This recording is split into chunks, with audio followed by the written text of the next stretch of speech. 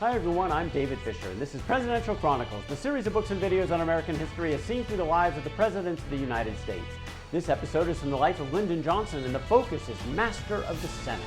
The year is 1954. It's a midterm election year. Johnson is easily reelected to the United States Senate. In fact, it's going to be close. Who's going to be in the majority in the Senate? It had been a one-vote majority for the Republicans in the previous Senate, in part because independent Senator Wayne Morse of Oregon caucused with the Republicans. But now, Morse decided to change. He's going to caucus with the Democrats. That gave them a one-seat majority here after the 1954 election. What made the difference? Well, maybe it was because Lyndon Johnson gave Wayne Morse a seat on the Foreign Relations Committee, which he really wanted. That changed things around, and now Lyndon Johnson, who's the minority leader, wants to be the majority leader. He runs for that. He had done well in the previous job as minority leader. He wins this, age 46, the youngest majority leader in the history of the Senate. He decided at this point he's going to consolidate power in his office. He wasn't just going to be a caretaker, a manager like other majority leaders had been. He's looking for power, and he used carrots and sticks to get it.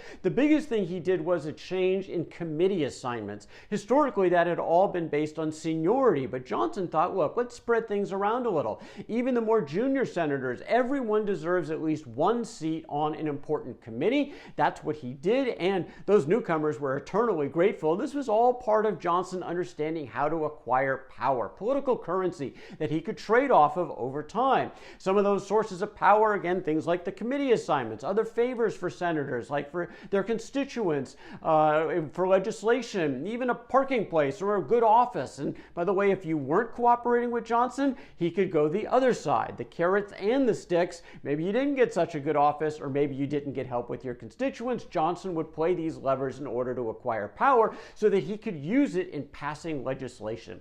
The bottom line thing that Johnson had going for him was his superpower, the ability to bend people to his will. And reporters, Roland Evans and Robert Novak, describe what was called the treatment from Lyndon Johnson.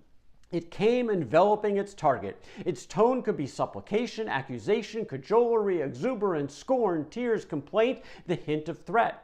It was all of these together. It ran the gamut of human emotions. Its velocity was breathtaking. It was all in one direction. He moved in close, his face a scant millimeter from his target, his eyes widening and narrowing, his eyebrows rising and falling. Mimicry, humor, and the genius of analogy made the treatment an almost hypnotic experience and rendered the target stunned and helpless, pretty much ready to do whatever Lyndon Johnson wanted him to do. The other thing that Johnson had in his favor was information. Information is power. He had insight everywhere, large part because of Bobby Baker, a former page that now Johnson had made his secretary, the secretary to the majority leader. Baker had the best network on Capitol Hill. He talked to everybody. He listened to what they had to say, and now he was giving all that information to Lyndon Johnson. He was also the best vote counter on Capitol Hill, so Lyndon Johnson was always best informed, a key to getting things done. According to Johnson, you've got to understand the beliefs and values common to all of them as politicians, the desire for fame and the thirst for honor, and then you've got to understand the emotion most controlling that particular senator when he thinks about this particular issue. The insights that Johnson had helped him out considerably along those lines. Johnson was also a disciplined leader of the Senate, used the unanimous consent capability to pass most legislation. Little debate was done on the Senate floor. Why? Because, well, that had all been done already behind the scenes, usually with Johnson orchestrating the act. He continued to partner as well with the Republican president, Dwight Eisenhower, who was that middle way president, a moderate. And he often needed Democrats to be able to help him because the extreme Republicans, the extreme Democrats, were not going to favor the legislation from Eisenhower. But Lyndon Johnson, majority leader, he was bringing consensus in the middle on domestic legislation and foreign policy as well. According to Johnson, it demonstrated that national unity can be achieved in the field of foreign policy when men put national interest above partisan interest, and that's exactly what Johnson was trying to do. People were noticing. The Senate was humming. Congress was extremely productive in this term, and a lot of the praise was going to Lyndon Johnson and his leadership. One senator, Stuart Symington, said that Johnson was establishing a record for legislative efficiency in handling the business of the Senate and the problems of the country, which may be unequaled in the history of the Senate. End of the first session here in 1955. Highly productive session for the Congress and for the Senate. It's the July 4th break. Lyndon Johnson is exhausted. He never really took care of himself. He was a workaholic, always had been, a poor diet, little exercise, smoked 3 packs of cigarettes a day. Decided he was going to take a little bit of a break for the 4th of July holiday. A couple of days, no work. He's driving out to George Brown, his friend's home in Middleburg, Virginia, and he's a little bit hot, and he's asking his driver, turn up the air conditioning, and he's nauseous, and just stop at the side of the road for a soda. It's just not helping, and he gets to Brown's house, and he's kind of a mess, and sitting there waiting for him was another senator, Clinton Anderson, also a guest for the weekend, and Johnson said to him, look, my arms are heavy. I feel somebody sitting on my chest. And Anderson said to him, look, Lyndon, you're having a coronary.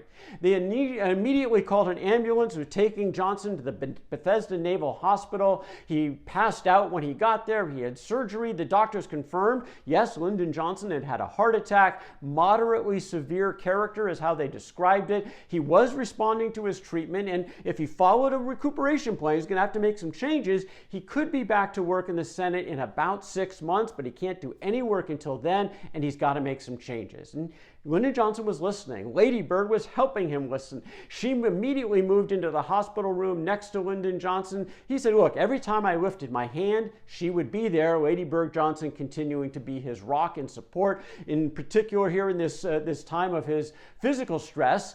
Eventually, some visitors were permitted by Lady Bird, beginning with the president, Dwight Eisenhower, who came by to see Johnson at the Bethesda Naval Hospital.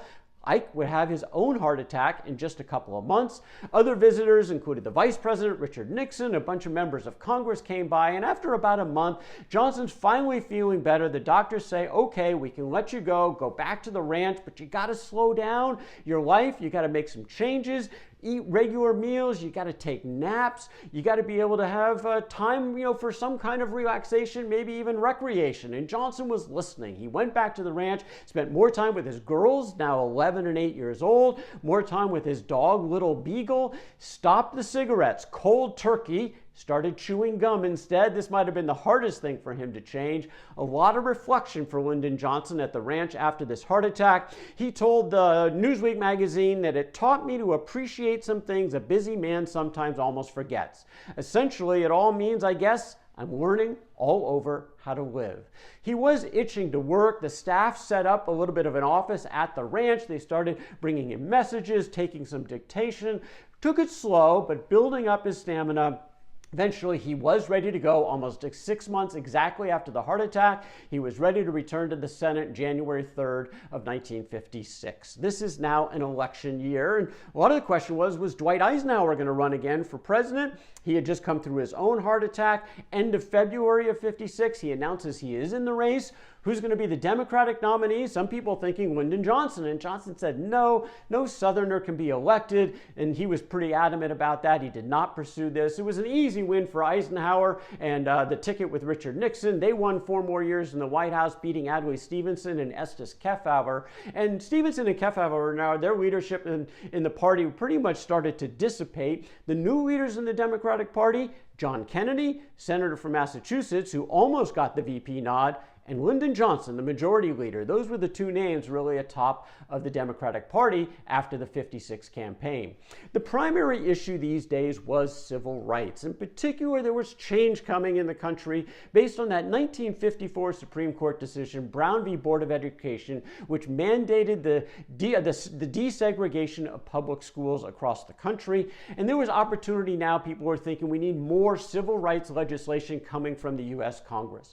The Attorney General for Eisenhower, Herbert Brownell, got onto this, and he actually convinced Ike to submit a civil rights proposal in 1956, the campaign year, where it didn't go anywhere. It just basically sat in committee. Now it's 1957, they decided to reintroduce that bill. Now, Lyndon Johnson had always been a no vote whenever it came to civil rights, but he's thinking, look, if I'm ever going to run for national office, I can't just be that bigot from the South, like the caricature of everybody else. I'm going to have to overcome this somehow. Maybe if I get behind some civil rights legislation, that'll be a way to break through from that perception. The problem was, how is he ever going to get through a filibuster in the Senate? It takes 2/3 to invoke what they call cloture, to actually break a filibuster. It had never been done before in a civil rights case for legislation. And That easily could happen again. So what was Johnson going to do? The Civil Rights proposal in 1957 had 4 parts. Establish a Civil Rights Commission to investigate cases of racial discrimination. Part 2 was a Civil Rights Division in the Department of Justice was going to be established. Part 3 authorized the Justice Department to initiate lawsuits related to school desegregation actives, as well as to seek injunctions to prevent violations of civil rights within the South in particular, but it applied across the country.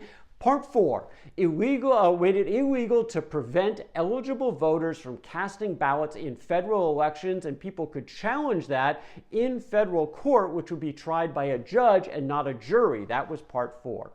Johnson went to see Dick Russell, his mentor, his friend, a staunch opponent of all civil rights legislation. He said, look, if I'm going to get anywhere on this legislation, I got to get Dick Russell. Is there any possibility of finding some compromise, he said to Russell. And Russell also sort of saw the writing on the walls. Maybe some civil rights legislation was coming, and he said, fine, here's my demands. Get rid of Part 3, that whole part about the Justice Department being able to come in and initiate lawsuits. And on Part 4, you got to be able to have jury trials. We need jury trials. That's the American way to solve these things. You can't just go before a judge. Well, Johnson knew immediately those 2 changes would completely neuter this bill, but he still thought it was worth pursuing.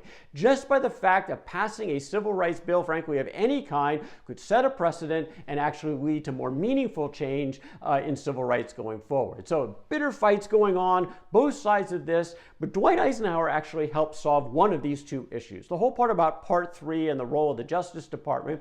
Again, middle way president, believed more in evolution than revolution when it came to these kinds of social issues. And when the press was pushing him about Part 3 in this bill, he actually backed off a little bit.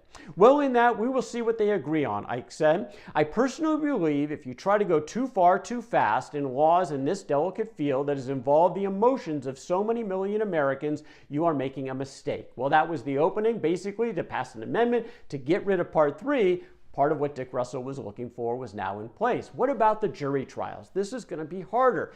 The worry was that whites in the South who sat on juries would never convict other whites in the South for crimes where they have been committing supposedly against civil rights. They just weren't going to convict no matter what the evidence said. That's why the opponents wanted this thing to go in front of a judge. But they came up with sort of a compromise is the way they looked at this, the difference between civil contempt and criminal contempt. They decided to put into the law for relatively minor violations, what they called civil contempt, that would go before a judge and a judge only. But before someone was going to be branded as a criminal contempt, that would have to go in front of a jury, and Johnson kind of agreed with this. He said, look, that's the American way. You should be judged by a jury of your peers.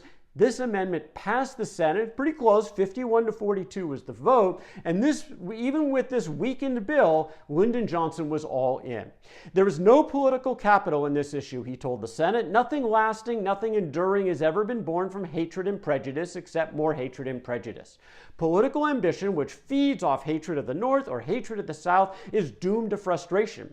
There is a compelling need for a solution that will enable all Americans to live in dignity and in unity. This bill is the greatest step toward that objective that has ever been made. Well, that last sentence, pretty bit much of a stretch because, again, the bill itself had been basically neutered. Johnson's idea was, though, get this passed, we'll do more later. It did pass. In fact, it passed without a filibuster. Johnson was one of 5 Southern senators to vote for it, passed 72-18, and now there was a civil rights piece of legislation for the first time in about 80 years. A lot of people criticized it, including William Rogers, an assistant attorney general. He called it saying handing a policeman a gun without bullets, because again, there was really no way to enforce this law. What about Johnson, though? Again, he continued to offer his perspective. We obtained only half a loaf in that fight, but it was an essential half loaf, the first civil rights legislation in 82 years. He later added, I got all I could on civil rights in 1957. Next year, I'll get a little more. The year after that, I'll get a little more. The difference between me and some of my northern friends is that I believe you can't force these things on the South overnight. You advance a little and consolidate. then you advance again. What about civil rights leaders? They also saw this was sort of a mixed bag. Not much in this law, but it was still a good thing. That's what Bayard Rustin said. I felt the 57 Civil Rights Bill was a weak but very important bill. And while we had considerable questions about it, we all supported it on the basis that this would establish a very important precedent. In fact, it did, thanks to Lyndon Johnson. 1958, this is another election year, kind of a Democratic wave this time. Big gains for the Democrats in the House and the Senate. But the leaders in those bodies, Sam Rayburn in the House and Lyndon Johnson in the Senate, weren't actually all that thrilled. They were centrist. They were getting things done with the middle-way president, Dwight Eisenhower. Now they got a bunch of ideologues coming in for pushing him from the far left. As far as Rayburn was concerned, I just assume not have that many Democrats. Believe me, they'll be hard to handle. It won't be easy. He was right, but that's a story for another day. That's Lyndon Johnson and Master of the Senate from the life of Lyndon Johnson. For more Presidential Chronicles, check out my books on Amazon.com and don't forget to subscribe to my YouTube channel. Until next time, I'm David Fisher. This is Presidential Chronicles.